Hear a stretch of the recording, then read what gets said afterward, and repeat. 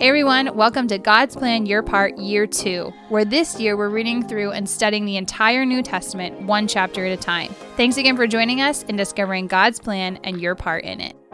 Today we're looking at 2 Corinthians chapter 10, and we are back in familiar territory. Here Paul is defending his ministry and his apostolic authority once again. Unfortunately, the big theme of 2 Corinthians overall is Paul's authority and Paul's ministry.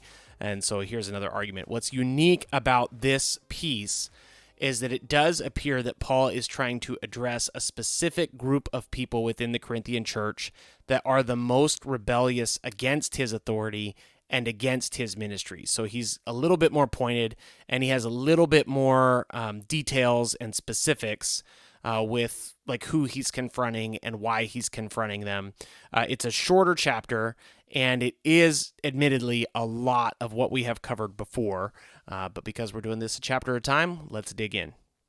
I think what is interesting about this chapter is that it's starting out talking about Paul again defending himself. But like Ryan was saying, we just came off of these chapters of him talking about how he appreciates the Corinthian church and how there is actual proof and evidence given to Titus. Oh my goodness. Yeah, Titus. Titus.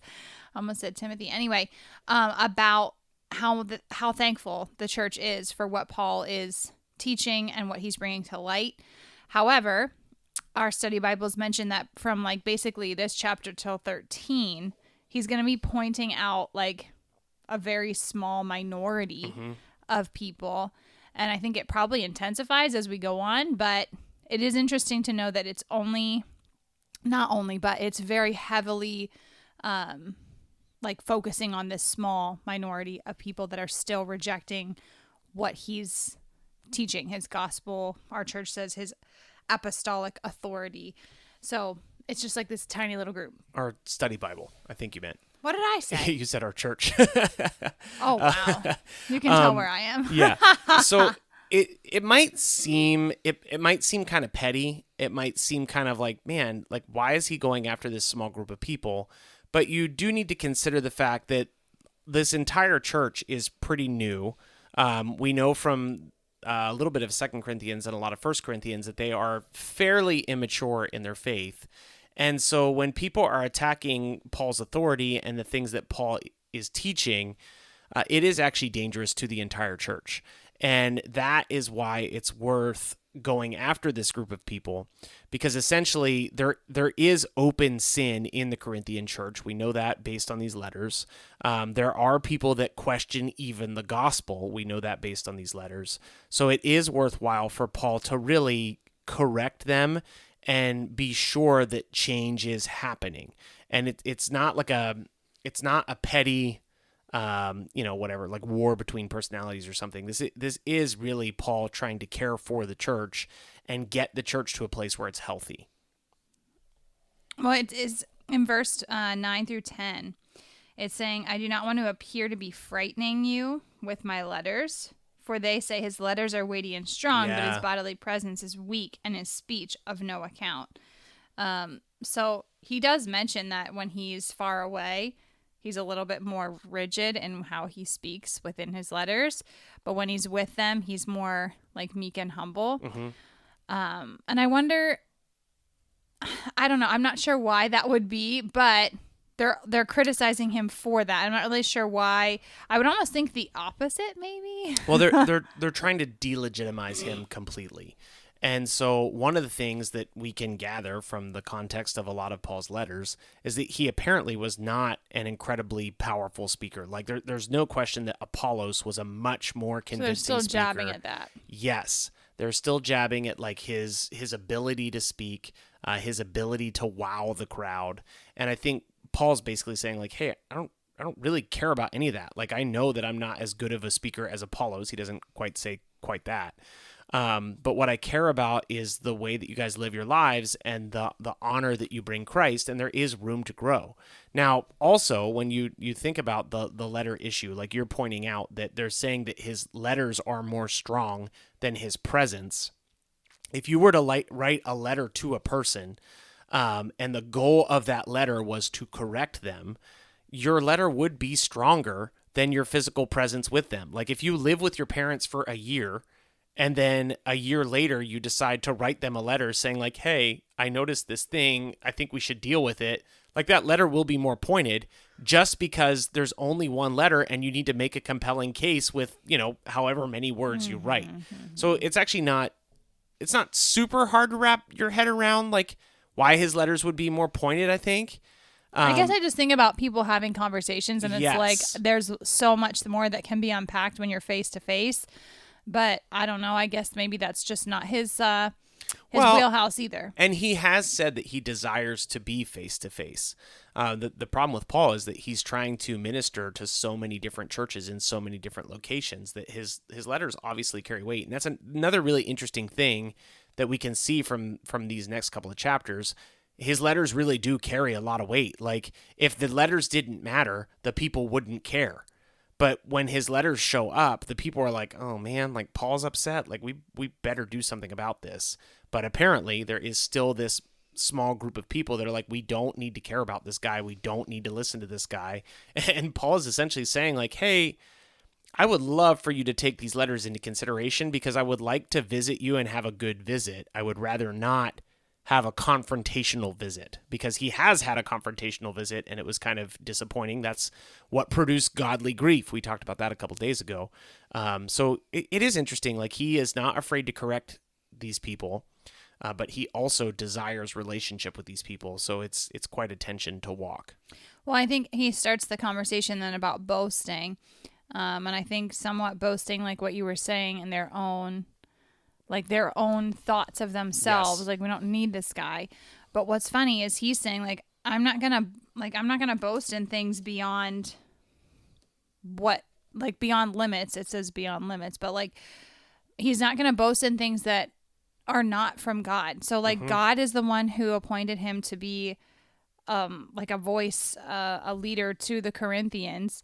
So like, he's going to do what God says to do. And if they're boasting in themselves, he's just like, guys, there's no room for that. Like, God, you boast in what God is doing in your life, and it will just like go so much better with you, because he's like super excited about what God is doing in them and wants that to continue to grow so that their church will continue to grow. And like what God is up to is what is glorified, not themselves and not himself. And I think that's kind of where he goes towards, or even till the end of the chapter. And I think there's, this is going to be a shorter episode and there's no need for us to continue to beat a dead horse. I think he makes his case pretty well. And where he's going to wrap things up is in verse 18, for it is not the one who commends himself who is approved, but the one whom the Lord commends, which I think is actually a pretty powerful verse. He's saying like, you don't approve yourself. Like it's not the person that brags about how wonderful they are or all the great things they've done that gets the attention and has the right standing. It's actually the one that can boast in what the Lord has been doing, and that fruit is evident. So I think it's a great encouragement for us. Unless you have anything, do you have anything to add at all? Not necessarily. So I think I'll just go ahead and wrap this up as a your part. Like it's a great reminder. As we live our lives, if we are living in a place where we're just constantly speaking of how great our own selves are, and I have a lot of personal experience and a lot of hesitation with that. I've learned a lot of lessons about that, so I can speak from experience on this. If you're just constantly talking about how great you are, like you're struggling with pride, and pride is a sin, and you are working against God when you're constantly bragging about yourself. And so what Paul is saying is like, hey, be confident in what the Lord has done in you and through you, and allow the fruit of what the Lord has done to speak for itself. And I will say again, having, dealt with this, and it's a thing that I struggle with for sure. You're in a much better place when what the Lord is doing in you and through you is readily obvious to the people around you, and the Lord's work speaks for itself.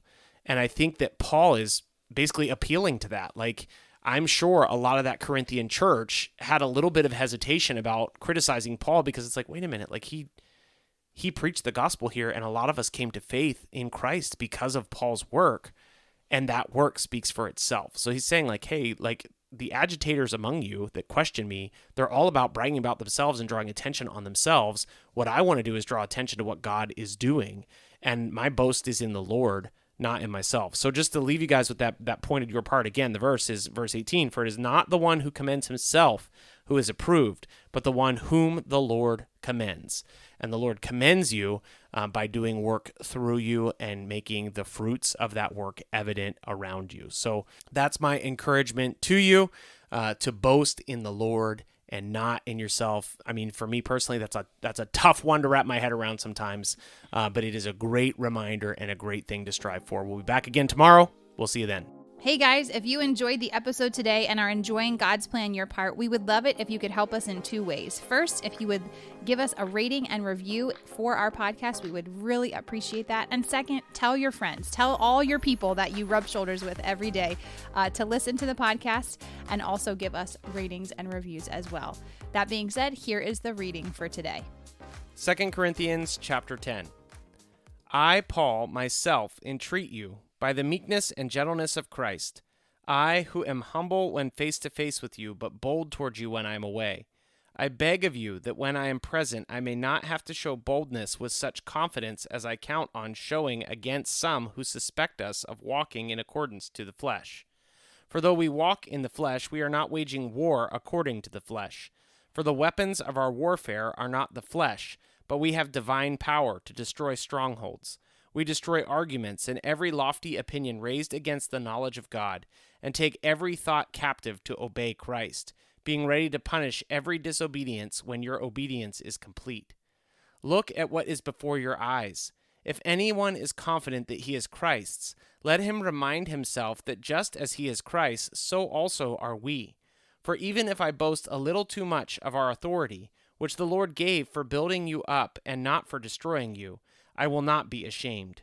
I do not want to appear to be frightening you with my letters, for they say his letters are weighty and strong, but his bodily presence is weak, and his speech of no account.